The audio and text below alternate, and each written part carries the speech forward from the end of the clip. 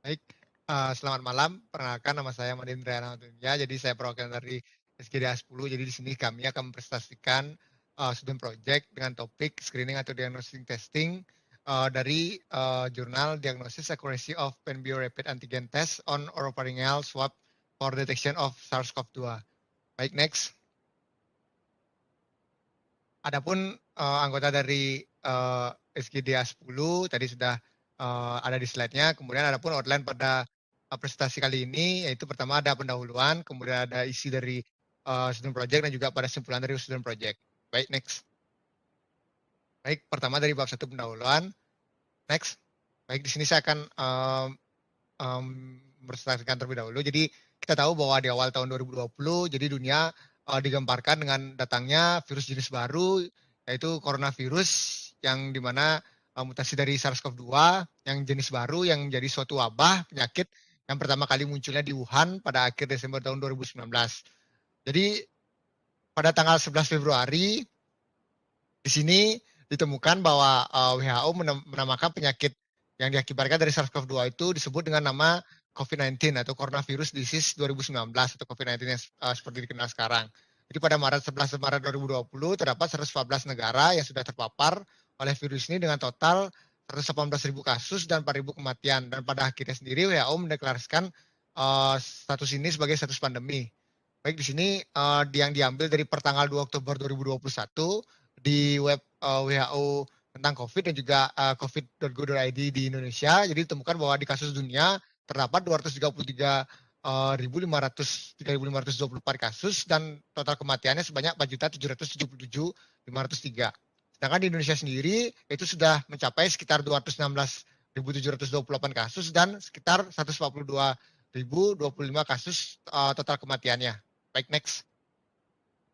Baik, jadi di sini kita tahu bahwa kita sebagai tenaga kesehatan merupakan sebagai garda terdepan dalam penanganan COVID-19 ini, yang dimana profesi ini merupakan profesi yang sangat memiliki peran besar, yang dimana dalam situasi ini kita melakukan pelayanan seperti mengedukasi, melayani, dan juga melakukan diagnostik tes pada COVID-19, yang dimana kita tahu bahwa tes diagnostik ini merupakan tes yang sangat penting pada COVID-19 ini. Gitu. Jadi untuk mempercepat atau memperluas tes diagnosis pada COVID-19, jadi di sini kita perlu untuk menjaga bahwa alat dari diagnosis ini sesuai dengan literatur dan bisa mencegah penyebaran COVID-19. Jadi di sini dalam studi ini diperlukan untuk melakukan studi diagnostik atau screening yang bertujuan untuk menguji atau menilai validitas dan reliabilitas suatu tes dalam mendeteksi kemungkinan adanya suatu penyakit secara dini. Jadi tujuannya ini untuk mengidentifikasi isi dari suatu studi diagnostik atau screening berdasarkan kaidah-kaidah statistika dan epidemiologi, dan juga manfaat ini untuk bisa menerapkan dari tujuan tersebut. Baik, next akan dijelaskan oleh teman saya. Terima kasih. Baik, saya akan melanjutkan presentasinya, yaitu pada bab 2, yaitu pada pendahuluan dari studi. Jadi, perkenalkan, nama saya Intan Firdayanti dengan NIM akhir 229. Jadi, pandemi SARS-CoV-2 ini telah membunuh 2 jutaan orang di seluruh dunia, menurut WHO pada tahun 2020. Nah, penguji skala besar memungkinkan untuk identifikasi dan isolasi individu yang terinfeksi dan mengkarantina kontak sehingga membatasi penularan pada masyarakat. Saat ini SARS-CoV-2 ini didiagnosis menggunakan RT-PCR yang dilakukan pada usap nasofaring atau pada swab di nasofaringnya adalah tes diagnosis yang standar. Meskipun menunjukkan sensitivitas dan spesifisitas yang sangat baik, namun PCR ini ternilai sedikit mahal dan tergantung pada kekurangan reagen dan bahan yang ada selama pandemi. Jadi untuk tes diagnosis antigen juga ada, itu lebih mudah digunakan, lebih terjangkau, di mana kelemahannya itu mereka terutama mengurangi sensitivitas relatif terhadap RT-qPCR. Bisa dilanjutkan ke presentasi selanjutnya. Baik, sebelumnya perkenalkan, nama saya Putri Viwi Miswari Dewi. Saya akan melanjutkan dengan pendahuluan yang tadi, yaitu tujuan spesifik dan hipotesis dari studi ini. Jadi, adapun tujuan spesifik dalam penelitian ini adalah untuk membandingkan efektivitas kinerja dari AGRDT sebagai alat diagnostik menggunakan OPS atau oropharyngeal swab dan RT-qPCR menggunakan NPS atau nasopharyngeal swab untuk mendeteksi SARS-CoV-2 pada pasien, di mana dalam penelitian ini studinya dilakukan dalam bentuk studi prospektif pada 402 pasien rawat jalan yang terdaftar di pusat screening COVID-19. Sementara untuk hipotesis sendiri dalam studi ini tidak dituliskan secara eksplisit atau secara terang-terangan, akan tetapi dipaparkan secara implisit bahwa penggunaan AGRTD dengan oropharyngeal swab juga dapat diterima sebagai alat uji diagnostik seperti RT-PCR menggunakan nasopharyngeal swab. Sekian dari saya, bisa dilanjutkan ke presentasi berikutnya. Baik, di sini saya akan melanjutkan pembahasan dari rekan saya. Perkenalkan, saya Salma Lunada dengan 3 digit NIM terakhir 019 yang akan membahas mengenai metode penelitian, yaitu desain studi penelitian pada jurnal tersebut. Di mana studi penelitian ini itu analitik, desain khusus berupa uji diagnostik dengan pendekatan prospektif. Di mana uji diagnostik ini untuk menilai keakuratan dari modalitas diagnostik baru dengan diagnostik standar atau gold standar. Studi ini dilakukan untuk mengetahui keakuratan pada antigen rapid diagnostic test dengan oropharyngeal swabs dalam mendeteksi SARS-CoV-2 dibanding dengan reverse transcription kuantitatif PCR dengan nasopharyngeal swab yang merupakan gold standarnya. Pembahasan akan dilanjutkan oleh rekan saya.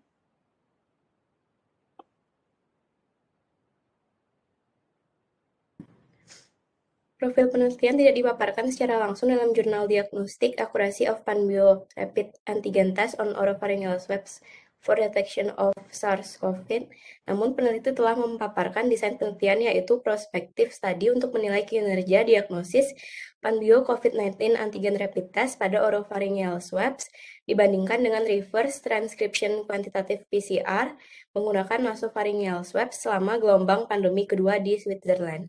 Selanjutnya akan dijelaskan oleh rekan saya.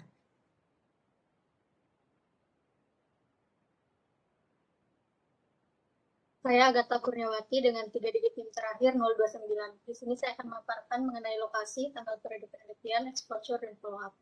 Lokasi penelitian ini berlangsung yaitu di bagian screening rawat jalan pasien SARS-CoV-2 di Rumah Sakit Universitas Geneva yang berlangsung selama gelombang kedua pandemi di Geneva, yaitu pada tanggal 3 sampai 19 November 2020, di mana pasien terdiri dari pasien dengan gejala infeksi SARS-CoV-2 dan pasien tanpa gejala yang mendapatkan pemberitahuan telah melakukan kontak dengan pasien terkonfirmasi positif COVID-19 baik dari aplikasi Swiss COVID-19 ataupun dari otoritas kesehatan setempat. Hal ini bertujuan untuk melakukan screening terhadap orang-orang berisiko tinggi yang terpapar dalam sebuah wilayah tertentu. Sekian akan dilanjutkan oleh rekan saya. Nama saya Mila Saridewi dengan NIM akhir 239. Jadi berdasarkan jurnal dikatakan bahwa RT-PCR merupakan gold standar dalam deteksi COVID-19 melalui swab nasofaring. Dan di sini juga ada penelitian selanjutnya menggunakan antigen rapid diagnostic test yang dimana apabila dibandingkan dengan RT-PCR maka antigen ini lebih mudah digunakan, terjangkau, terdesentralisasi, dan mengeluarkan hasil dengan cepat. Untuk sensitivitasnya sendiri kurang lebih dari atau sama dengan 80% dan juga spesifisitasnya lebih dari atau sama dengan 97%. Maka dari itu WHO menyatakan bahwa antigen rapid diagnostic test dapat dijadikan alternatif untuk deteksi virus. Next.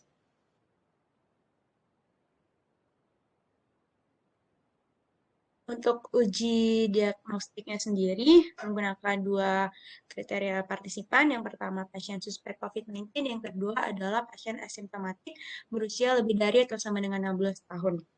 Untuk pasien asimptomatiknya sendiri merupakan pasien yang dimana mendapatkan notifikasi dari Swiss COVID-19 application yang dimana orang-orang tersebut adalah orang yang memiliki kontak erat dengan pasien COVID-19. Tujuan dari penelitian untuk mengkomparasi deteksi COVID-19 dengan RT-PCR dan juga antigen rapid diagnostic test. Dalam penelitian ini dilakukan 2 kali tes. Yang pertama menggunakan COVID SARS-CoV-2 RT-PCR dan yang kedua menggunakan Panbio antigen rapid diagnostic test. Dan di sini sampel diikutkan apabila antigen rapid diagnostic test dilakukan pada dinding oropharynx posterior. Sekian, bisa dilanjutkan. Baik, perkenalkan nama saya Nadia Estesia Kristi dengan 3 digit NIM terakhir 238. Di sini saya akan menjelaskan terkait dengan metode pengumpulan datanya, di mana dalam penelitian ini data klinis yang digunakan untuk pasien itu berupa durasi dari gejala apapun ketika sampel dikumpulkan, potensi kontak erat dengan orang yang positif dalam waktu 14 hari, gejala seperti rhinorrhea, adenopagia, mialgia, kedinginan, batuk kering dan batuk produktif, hemoptisis, demam, anosmia, ageusia, gejala pada sistem gastrointestinal, astenia, dyspnea, nyeri dada, dan sakit kepala. Dan juga penyakit penyerta seperti hipertensi, penyakit kardiovaskular, penyakit paru kronis, diabetes, gagal ginjal kronis, kanker aktif, imunosupresi berat, kehamilan, dan juga obesitas. Mungkin sekian bisa dilanjutkan oleh teman saya.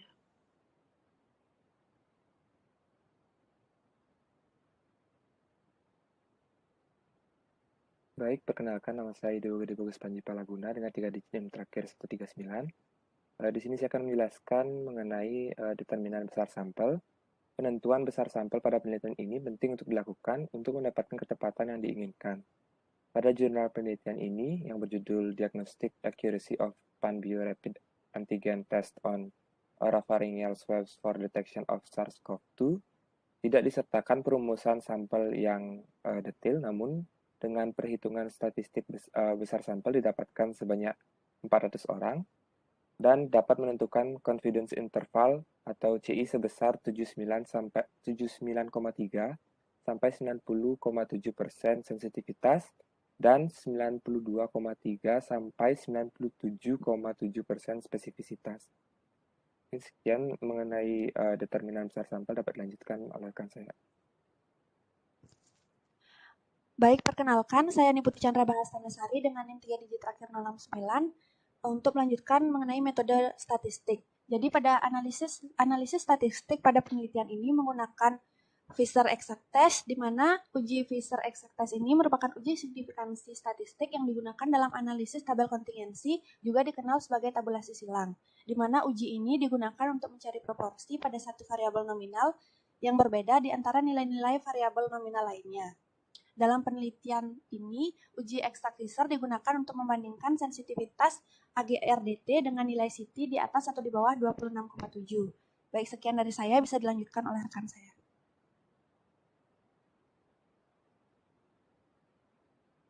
Baik, perkenalkan nama saya Fias Dava Haidar Alam dengan 3 digit NIM terakhir 219. Ini saya akan menjelaskan tentang hasil penelitiannya.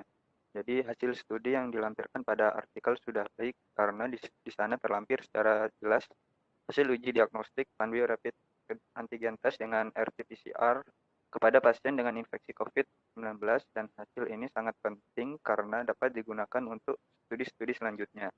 Nah, selain itu hasil uji diagnostik Panbio Rapid Antigen Test dengan RT-PCR kepada pasien dengan infeksi COVID-19 ini juga akan meningkatkan pengetahuan para peneliti, juga masyarakat, dan dapat meningkatkan kesejahteraan pasien.